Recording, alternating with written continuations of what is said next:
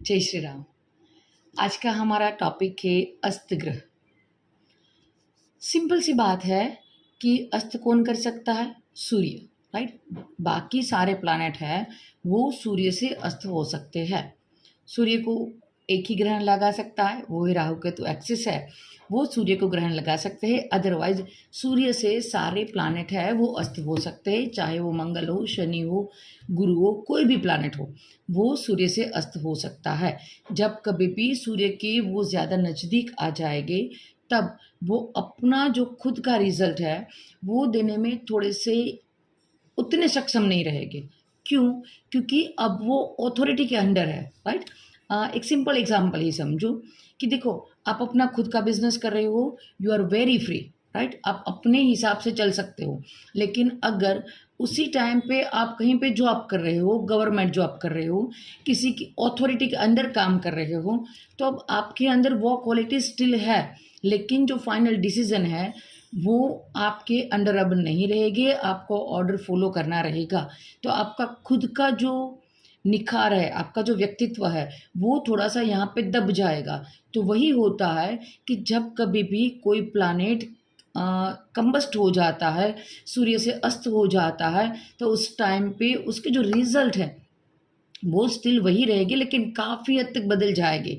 क्योंकि अब ये अपना जो पूरा व्यक्तित्व है वो यहाँ पे बाहर नहीं ला सकता है, क्योंकि अब उस पे रूल्स रेगुलेशन है वो अप्लाई होंगे। किसके अप्लाई होंगे? तो सूर्य के अप्लाई होंगे। सूर्य कौन है? तो कोई भी हो सकता है, मतलब कि देखो, गवर्नमेंट अथॉरिटी हो गई, राजाशाही तब थी तो राजा भी हो सकता है, आपकी फैमिली में कोई एल्डर पर्सन की जो आपको कंट्रोल कर सकता है, आपका फादर हो सकता है या फादरली फिगर अंकल हो सकते हैं, भाई हो सकते हैं, राइट। आपकी ससुराल हो सकती है, कोई भी कि जो आपके ऊपर कंट्रोल ला सके, अथॉरिटी आपके ऊपर ला सके, वो आपके जो प्लैनेट अस्त हुआ है उसको कंट्रोल करेगा, राइट। अब देखो, जैसे ही एग्जांपल से हम समझते हैं कि मान लो कि सूर्य से बुध अस्त हो गया, राइट।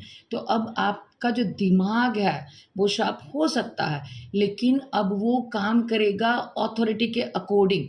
तो जो आपको अथॉरिटी बोलेगी आपको उस हिसाब से काम करना होगा। दिमाग बंद नहीं हो जाएगा, राइट। सूर्य से बुधस्त हो गया तो दिमाग बंद नहीं हो जाएगा, लेकिन दिमाग ऐसे ही काम करेगा जैसे सूर्य चाहता है, राइट। सो आई थिंक अस्त जो प्लानट हो जाता है उसका आइडिया क्लियर हुआ कि ये क्या होता है। पर सबसे बड़ी बात दिल में यही आती है कि क्यों वो प्लैनेट अस्त हुआ, राइट। चाहे कोई भी प्लैनेट है, सूर्य से बुध अस्त हुआ, शुक्र अस्त हुआ, शनि अस्त हुआ, तो क्यों अस्त हुआ और ये अच्छा है या बुरा है?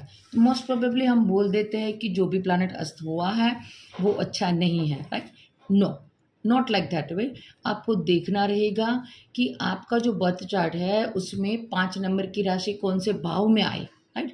मतलब कि सूर्य तो अस्त कर रहा है, लेकिन किस वजह से अस्त कर रहा है? मान लो कि आपकी 5 नंबर की राशि है वो आपके 4th हाउस में आई, राइट। मतलब कि आपका वृषभ लगन है, तो आपके 4th हाउस में सूर्य की राशि आई।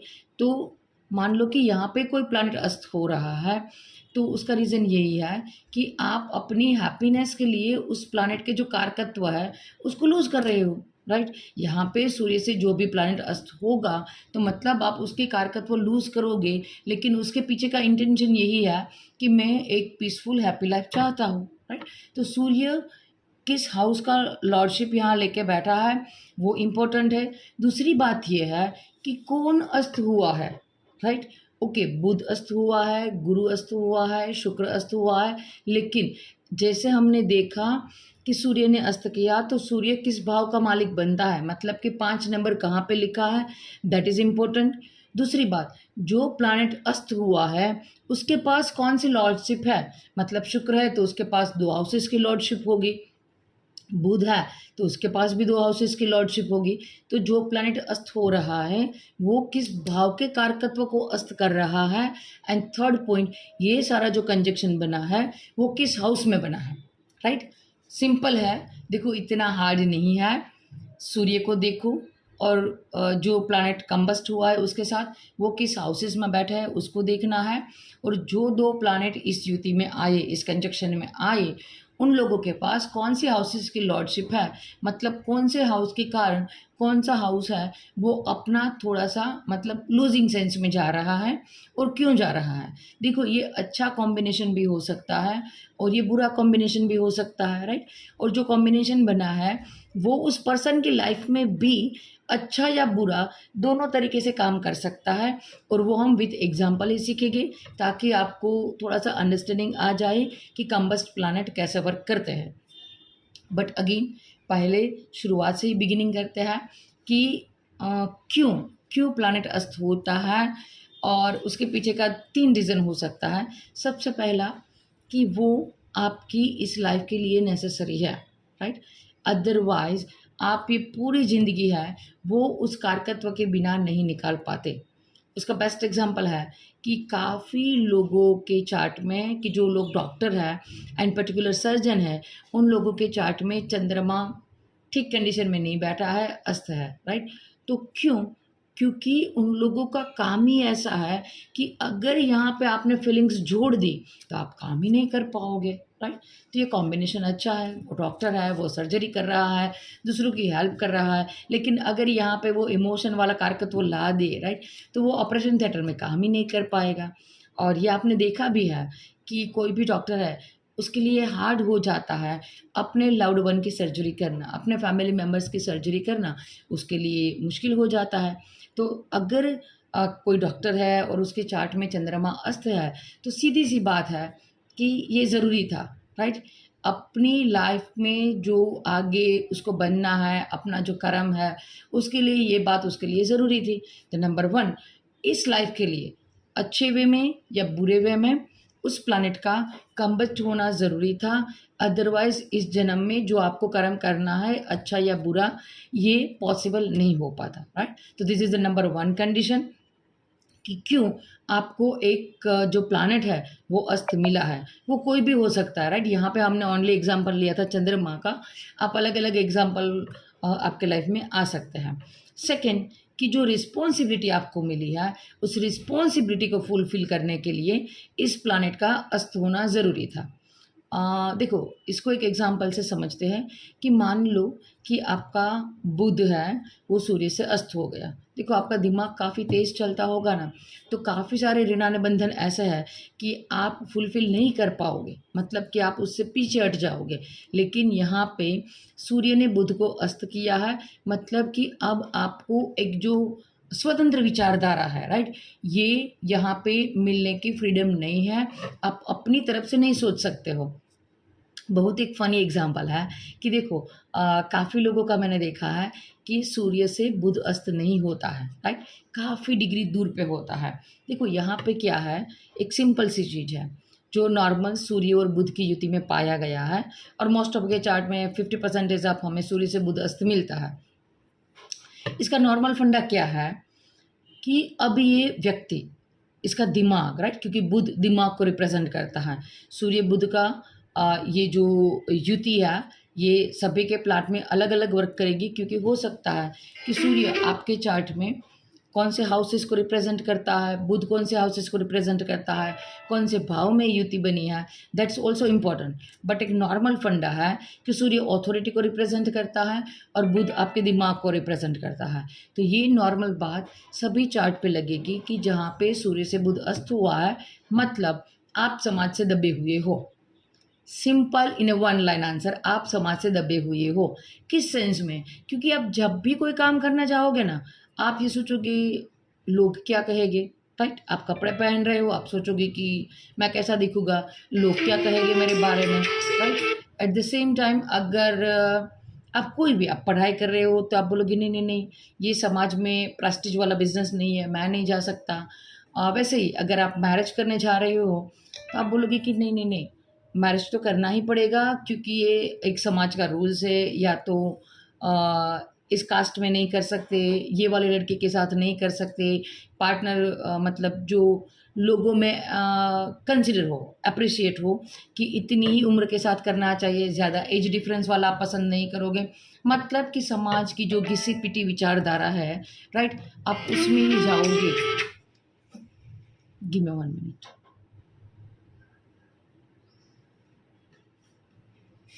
ओके, तो आप जो समाज की जो घिसी-पिटी विचारधारा है, उसके अंदर ही आप काम करोगे। तो ये सूर्य बुध वाला कॉम्बिनेशन है। तो नाउ अगेन आपके दिमाग में ये भी क्वेश्चन आएगा कि सूर्य बुध जो इतना ही खराब है, तो फिर सूर्य बुध आदित्य योग क्यों बोला, राइट? तो देखो, पहले के ज़माने में ये ज़्यादा बिलीव सिस्टम था कि लड़का आपकी बात सुनता है, लड़की आपकी बात सुनती है, समाज की जो रूल्स एंड रेगुलेशन है उसको कोई व्यक्ति फॉलो कर रहा है तो दैट इज़ गुड, राइट? आप अपने फादर के लिए कुछ कर रहे हो, अथॉरिटी के लिए कुछ कर रहे हो, रूल्स रेगुलेशन में बिलीव करते हो तो दैट इज़ गुड। तो उसी वजह से आपको सूर्य बुध आदित्य योग मिला और उसको उस टाइम पे अच्छा कंसिडर किया जाता था, क्योंकि आप एक घिसी पिटी विचारधारा में चलते थे, दैट इज़ बेस्ट।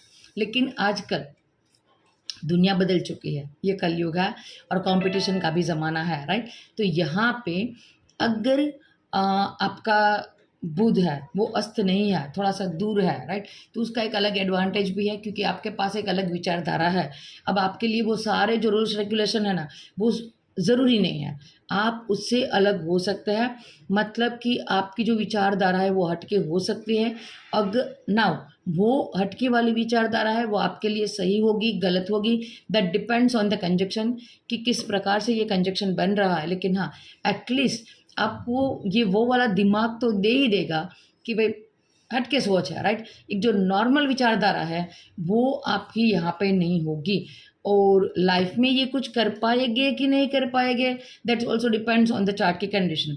बट मैं आपको एक छोटा सा एग्जांपल देती हूँ कि जब ये सूर्य बुध के बीच का डिग्री डिफरेंस ज़्यादा हो जाए तो देखो वो पर्सन कैसे सोचता है कि लाइक दैट कि वो छोटा बच्चा है, तो वो ये सोचेगा कि ओके, होमवर्क मुझे जो स्कूल से होमवर्क मिला है उसको करने में 5 घंटा लगेगा।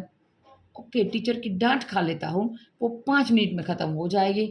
और ज़्यादा से ज़्यादा क्या कर लेंगे, मुझे एक पीरियड खड़ा कर देंगे क्लास के बाहर, आई विल एन्जॉय, राइट? उसका दिमाग का सोच यही होगा। वो कभी भी जो एक नॉर्मल विचारधारा है उसके अंदर नहीं चलेगा। अब देखो ये उसके लिए प्लस है, माइनस है, वो डिपेंड करेगा दशा और उसके 9th हाउस जो सारी अदर प्लैनेटरी कंडीशन है। वो बच्चा आगे जाके ग्रो भी कर सकता है।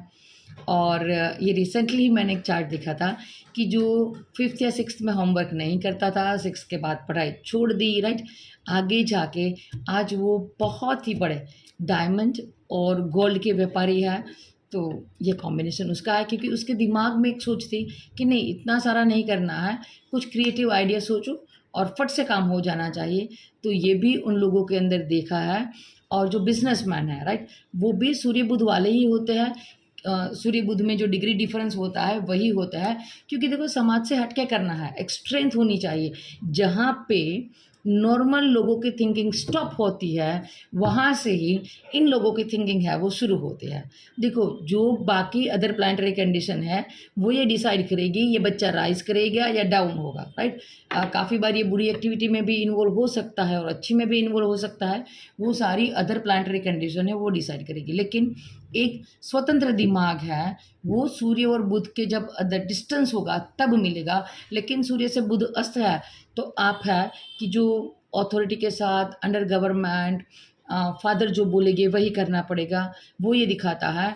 और अगर हम कारकत्व की बात करें तो अब आपकी विचारधारा है वो समाज क्या कहेगा उनके साथ काफ़ी कुछ जुड़ी हुई है।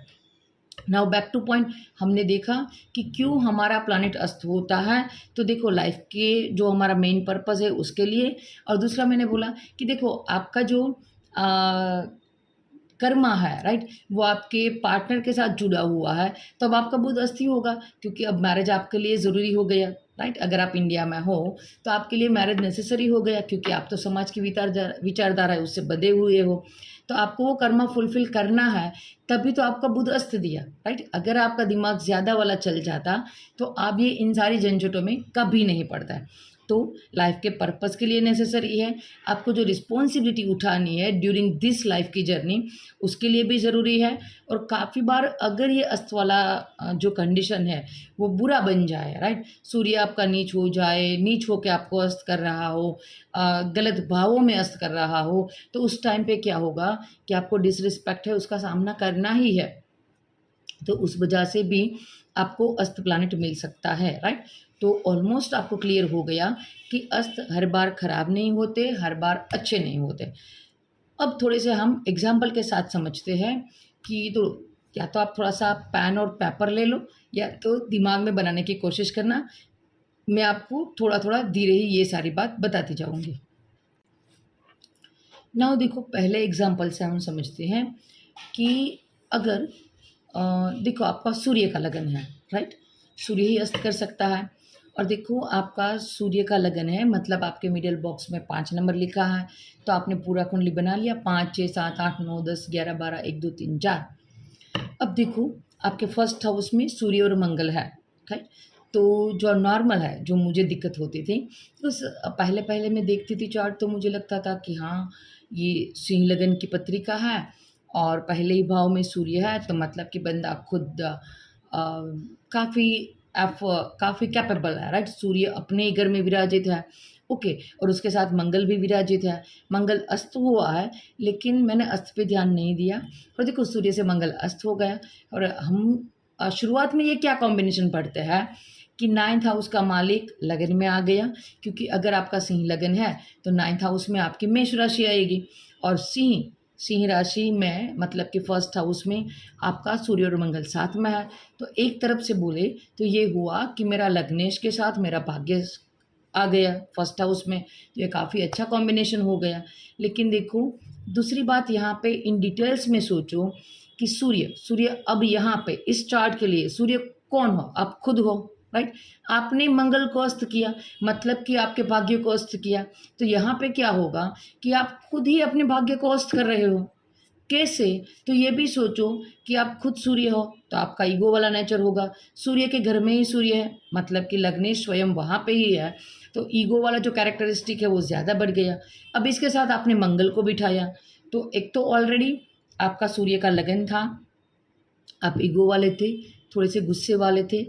अब इसके अंदर सूर्य भी आपने फर्स्ट हाउस में बिठा दिया और एक गुस्से का फ्लेवर यहाँ पे हमने डाल दिया लगन पे, और एक मंगल को डाल दिया कि जो खुद भी एक अग्नि, राइट, एक मतलब जलन को रिप्रेजेंट करता है, गुस्से को रिप्रेजेंट करता है। तो अब यहाँ पे सूर्य और मंगल ज़्यादा इकट्ठे हो गए, तो अब यहाँ पे गुस्सा, एंगर वाला इशू है वो ज़्यादा हो गया, ईगो वाला इशू है वो ज़्यादा हो गया। तो यहाँ पे क्या होगा कि आप खुद ही अपना जो नेचर ऐसा है, या तो अपने गुस्से के कारण, जलन के कारण आप खुद ही अपने भाग्य को अस्त कर रहे हो। तो यहाँ पे ये जो कॉम्बिनेशन एकदम से अच्छा था, अस्त होने की वजह से 2 उग्र प्लैनेट है वो लगन में आने के कारण ये जो पूरा कॉम्बिनेशन था ये यहाँ पे खराब हो गया, राइट।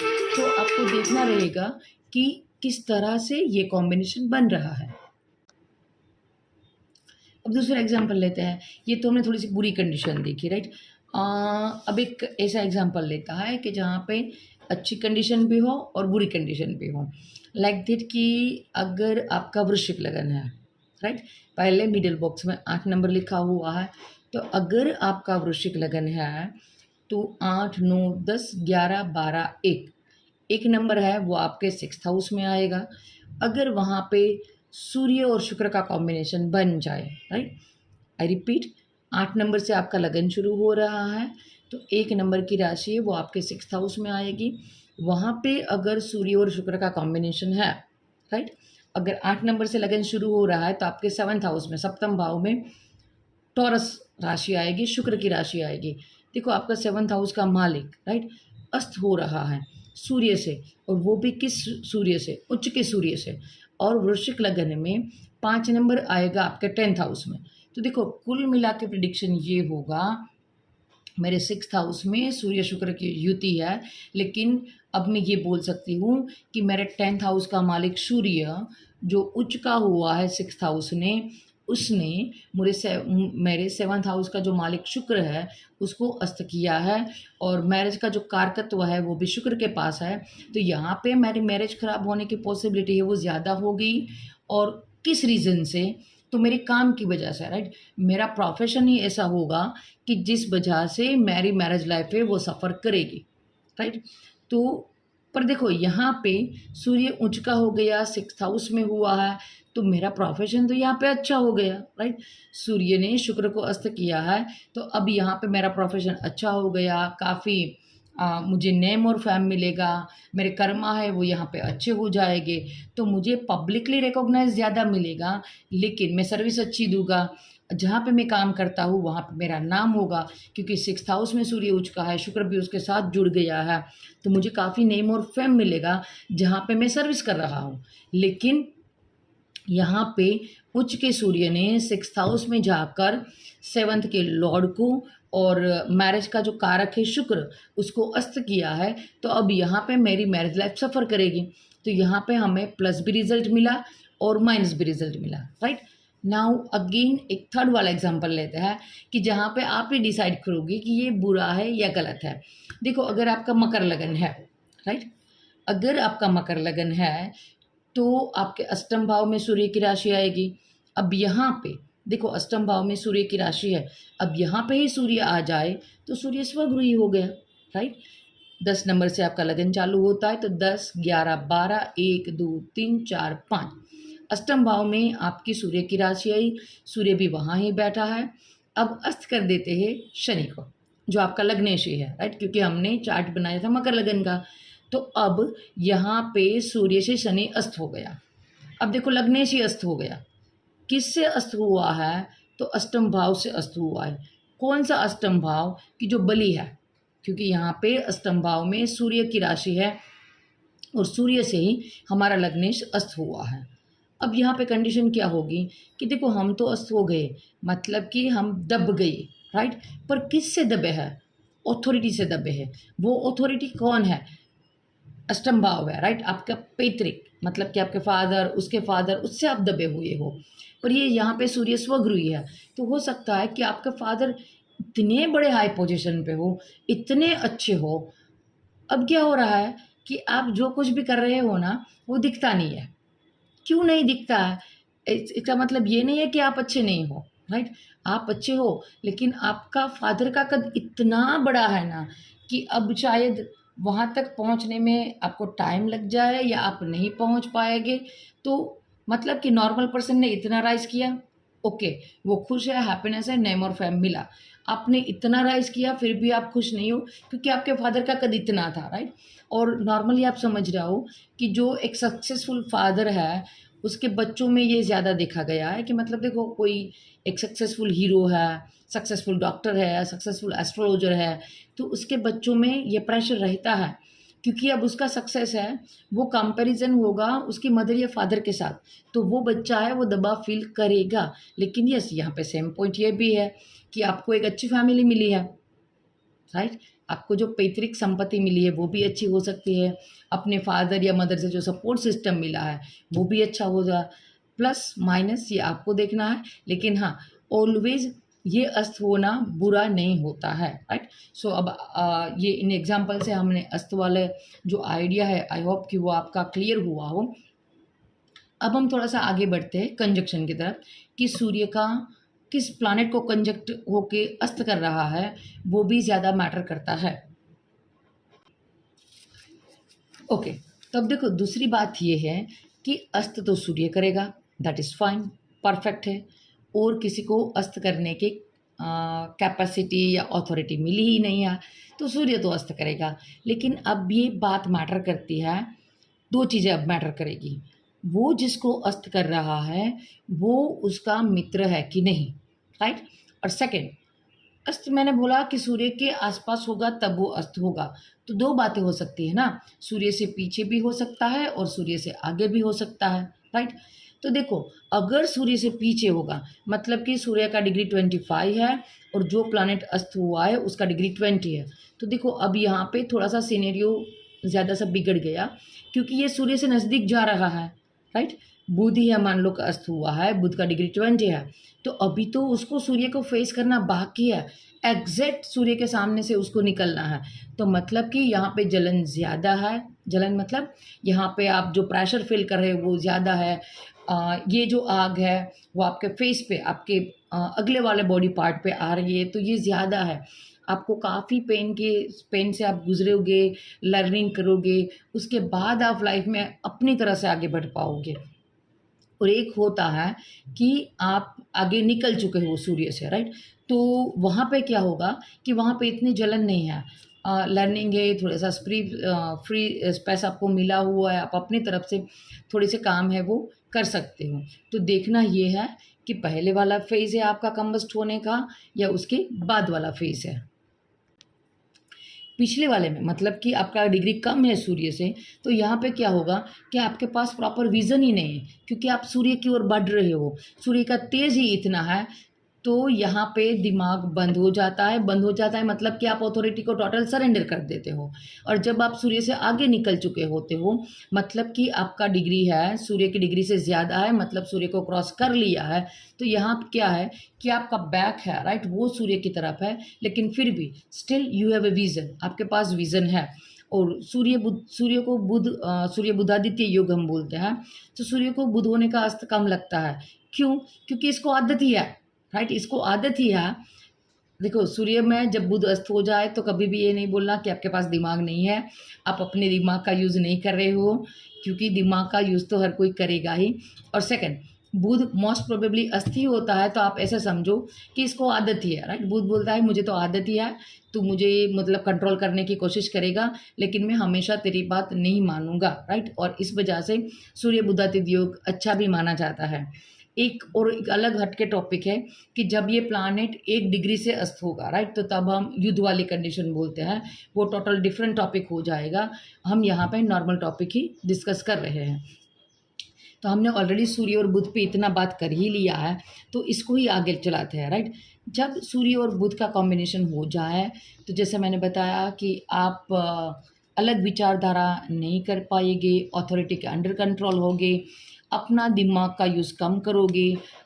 जो भी सिचुएशन है अथॉरिटी की ओर से बन रही है, आप उसको सरेंडर करके आगे चले जाओगे। उसमें भी पर्टिकुलर जो अस्त वाला प्लानट है उसकी महादशा आ जाए, तब आप टोटल सरेंडर करके उसके जो परिणाम है उसको एक्सेप्ट करोगे। आगे चल के जाके आपको हो भी सकता है, राइट। मान लो कि आपका सूर्य से बुध अस्त है और बुध की महादशा चल जाए, राइट, तो आप सरेंडर कर दोगे अथॉरिटी को। जो अथॉरिटी बोलेगी आप वो काम करोगे। जैसे ही बुध की महादशा खत्म होगी, देन यू रियलाइज कि ये मैंने किया, राइट। क्यों किया? मुझे नहीं करना चाहिए था, मेरा दिमाग किधर गया था, राइट। ये सारी बातें है, ये आप ही के दिमाग में आएगी, लेकिन वो वही टाइम था जब आप नहीं किया, क्योंकि आपका बुध अस्त था। तो आप जो भी सिचुएशन क्रिएट हुआ, आप उसको सरेंडर करते गए। जब वो महादशा खत्म होगी, देन यू रियलाइज कि ये मैंने किया, राइट। अगर ये काम मेरी काम वाली बाई करती तो भी मैं उसको एक चांटा लगा देती, और आज ये काम मैंने किया है। आप खुद ही बिलीव नहीं कर पाओगे, इस तरह के कॉम्बिनेशन है वो। सूर्य से जब बुध बुरे तरीके से अस्त होता है तब आपको देखने मिलते हैं। जब अच्छे तरीके से अस्त होता है तब क्या होता है कि उस टाइम पे आपका दिमाग बंद होता है, सारे काम हो जाते हैं। आगे चल के मालूम होता है कि ओके, ये नेसेसरी था। अगर मैंने यहाँ पे दिमाग लगाया होता तो ये काम कभी भी मैं नहीं करता, राइट। ये अंदर अथॉरिटी, मुझे ये काम करना पड़ा और ये काम हो गया। लाइक दैट कि देखो, अगर आपके चार्ट में इस तरह का कॉम्बिनेशन बन रहा है कि आपका जो फाइनेंस है वो आपके फादर मैनेज कर रहे हैं, राइट। तो आपको लगता है कि शेयर मार्केट में इन्वेस्ट नहीं करना चाहिए, लेकिन आपके फादर के अंडर प्रेशर आपने इन्वेस्ट किया और उसके प्राइस बढ़ गए। या तो उल्टा हो जाए कि आपको लगता था कि शेयर में नहीं, गोल्ड में इन्वेस्ट करना चाहिए, और फादर ने शेयर में बोला, या तो फादर ने बोला कि शेयर में इन्वेस्ट मत करो, आपको गोल्ड में ही इन्वेस्ट करना है, और आगे जाके गोल्ड के ही प्राइस बढ़े, शेयर मार्केट बैठ गया। मतलब कुछ भी हो, राइट। ये सिनेरियो पॉजिटिव भी हो सकता है, नेगेटिव भी हो सकता है। और मतलब उस टाइम पे आपका दिमाग बंद होगा, राइट। जिस टाइम पे आपके अस्त के बुध की महादशा चलेगी, आपका दिमाग बंद होगा। आगे जाके ये रिजल्ट फ्रूटफुल हो गए या नेगेटिव हो गए, that depends on the conjunction, right. तो ऑलमोस्ट आपको आइडिया आ गया होगा कि सूर्य बुध का कंजक्शन है वो आपको किस तरह से रिजल्ट देगा। अगर यहाँ पे बुध 3 third house, sixth house, eighth house के मालिक बन रहे हैं, फिर जाके अस्त हो रहे हैं, तो ये कॉम्बिनेशन अच्छा है। सूर्य अच्छे भाव का मालिक होकर अस्त कर रहा है तो that is also good combination, right. तो डिपेंड्स कि सूर्य किस भाव का मालिक बनता है, बुध किस भाव का मालिक बनता है और किस भाव में ये युति बनी हुई है। नाउ दूसरे कॉम्बिनेशन की बात करते हैं कि जो हमें सबसे पॉपुलर मिलता है वो सूर्य बुध। उसके बाद जो सेकंड कैटेगरी में आता है वो है सूर्य के साथ शुक्र का कॉम्बिनेशन। अगर सूर्य से शुक्र अस्त हो जाए, ये थोड़ा सा बुरा है। क्यों बुरा है कि अब देखो शुक्र उसका मित्र नहीं है, अब यहाँ पे ये अस्त हुआ है, तो हो सकता है कि ये मैरिज लाइफ तो थोड़ी सी ख़राब करेगा, वो हमने एग्जाम्पल से भी देखा है। अगर यहाँ पे राहु केतु एक्सिस में ये बात आ जाए तो ये बात, ये कॉम्बिनेशन है, ये ज़्यादा बिगड़ सकता है। पर फिर भी हमेशा बुरा कहना that is not a good, right. क्योंकि यहाँ पे 2-3 चीज़ें अच्छी भी है कि मतलब अब सूर्य के साथ शुक्र है तो आपके फादर का नेम और फेम हो सकता है, आपके फादर गुड लुकिंग होते हैं। अगर यहाँ पे राहु केतु एक्सिस में कुछ है तो कुछ बुरी बातें भी हो सकती है, आपके फादर के एक्स्ट्रा मैरिटल अफेयर भी हो सकता है, राइट। और अगर सूर्य से शुक्र अस्त है तो आपकी मैरिज लाइफ ख़राब हो सकती है, आपका पार्टनर है वो डोमिनेट कर सकता है आपको। लेकिन यहाँ पे भी एक अच्छी बात निकल के आती है कि हो सकता है कि आपकी हेल्थ बिगड़ने वाली हो और आपका पार्टनर आपको डोमिनेट करे कि नहीं, आपको अर्ली मॉर्निंग उठना है, वॉक पे जाना है, राइट। तो ये एट द एंड आपके लिए फ़ायदेमंद भी हो सकता है। तो हमेशा ये चीज़ बुरी नहीं है। अगर यहाँ पे आपके फादर के साथ बन रही है, आपको लाइफ पार्टनर अच्छा मिल जाता है, तो वो आपको एक अच्छी तरह से गाइड करने की जो कैपेसिटी है ना, वो भी इसके अंदर ही है। आपका फादर मतलब यहाँ पे सूर्य और शुक्र साथ में हो तो आपके फादर का एक स्टेटस होगा और लाइफ के अंदर कभी ना कभी उसने एक टॉप वाला पीरियड है ना, वो भी देखा होगा। और ये पर्सन इट सेल्फ है, वो देखो सूर्य की क्वालिटी अब शुक्र के साथ मिल गई है, राइट। तो अच्छा दिखना, एक अपनी अच्छी पर्सनालिटी है वो बिल्डअप करना लोगों के अंदर, वो भी यहाँ से ही होता है। तो ऑलवेज एक ही कॉम्बिनेशन के प्लस साइड भी होती है और माइनस साइड भी। और मोस्ट प्रोबेबली मैंने जो देखा है वो मैरिज के लिए यहाँ पे ख़राब देखा है, लेकिन आर्ट के लिए, समाज में आपके अप्रिशिएशन के लिए, आप कैसे अपने आप को रिप्रेजेंट करते हो, वो सारी बातें यहाँ पे अच्छी देखी गई है। अब बात करते हैं सूर्य और मंगल की। देखो सूर्य राजा है और मंगल सेनापति है, दोनों मतलब एकदम से फायरी प्लैनेट है, राइट। तो यहाँ पे फायरी वाली एनर्जी है वो ज़्यादा बढ़ जाएगी। माइनस में हम डिस्कस करें तो ब्लड रिलेटेड इश्यू है, एंगर रिलेटेड इश्यू है, वो यहाँ पे ज़्यादा आएगी। लेकिन ये कॉम्बिनेशन अच्छी तरह से बैठा है तो आपके फादर में आपको मार्स वाली क्वालिटी दिखेगी अच्छी तरह से, मतलब कि वो आर्मी मैन है अच्छी तरह से। बुरी तरह से है तो वो मारझाड़ करेंगे, हाथापाई करते होगे, आपकी मदर को परेशान कर सकते हैं, ये सारी बातें हैं। अच्छे कॉम्बिनेशन में आपके फादर है वो वेपन के साथ जुड़े हुए हो, आपका खुद का वेपन का बिजनेस हो सकता है, आप आर्मी में या कोई ऐसा जो खेल कूद का जो डिपार्टमेंट है उसके साथ जुड़ सकते हो, ये सारी क्वालिटी इसके अंदर अच्छी हो सकती है।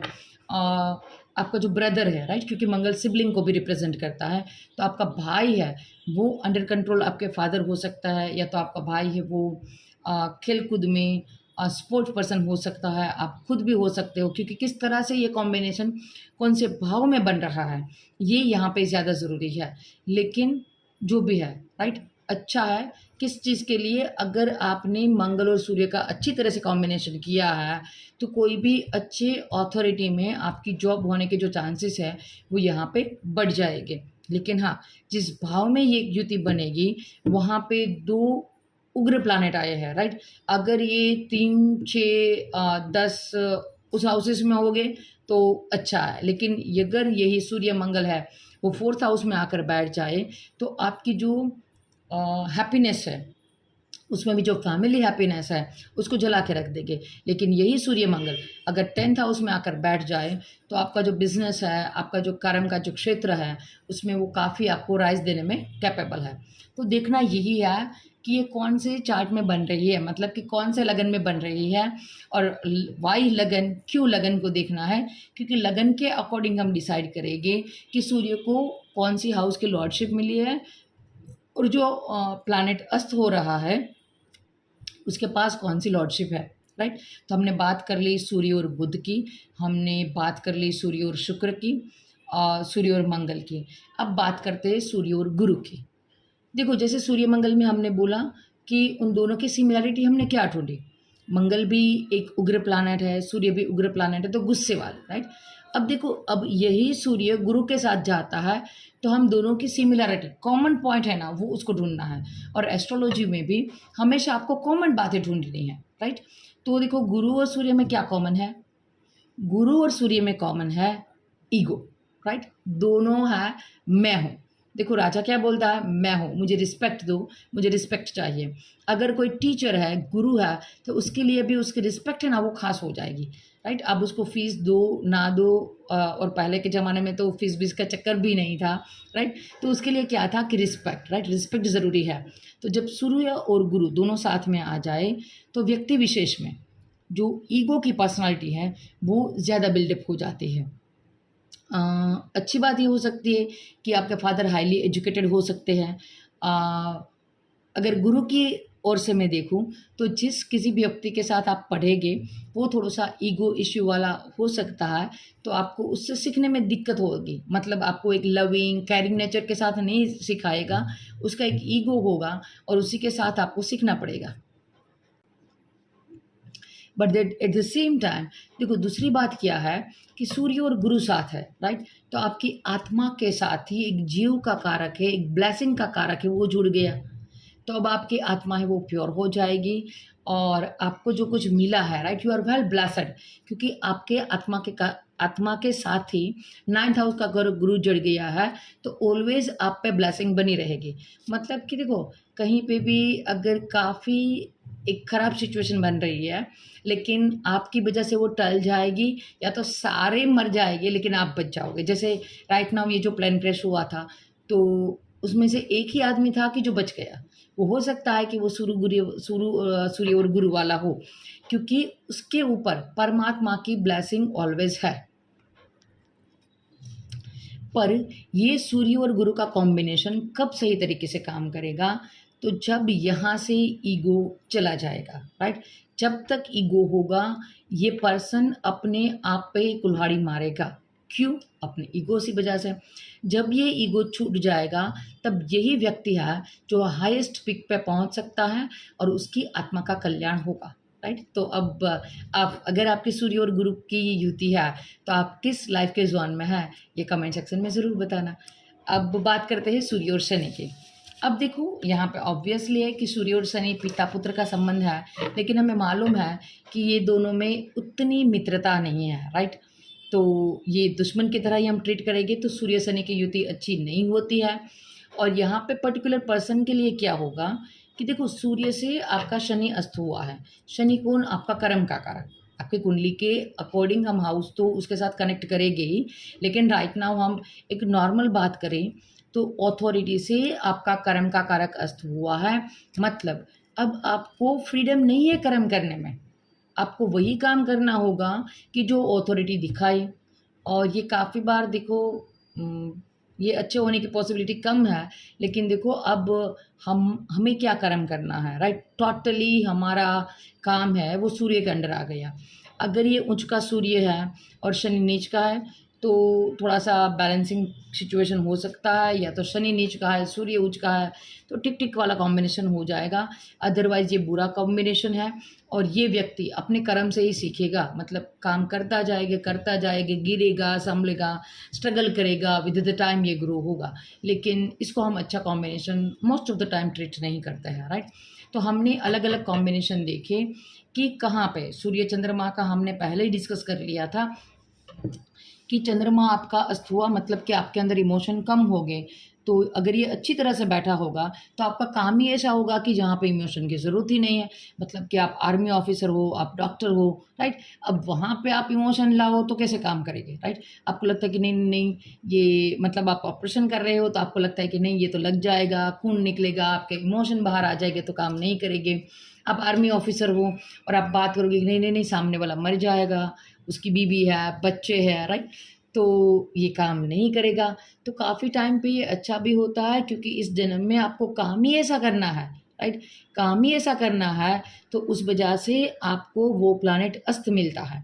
और या तो देखो मैंने नॉर्मली काफ़ी लोगों के चार्ट में ये देखा है कि देखो आपकी शादी हो जाती है, बच्चे हो जाते हैं, आपका दिमाग कहीं पे भी ये शादी बच्चों वाला है ही नहीं, राइट। लेकिन आपका कार्मिक डेप्थ है वो आपके एक एक्सटेंडेड फैमिली के साथ जुड़ा हुआ है, तो वो प्लैनेट आपको अस्त मिलेगा और उसी डायरेक्शन में आप चले जाओगे।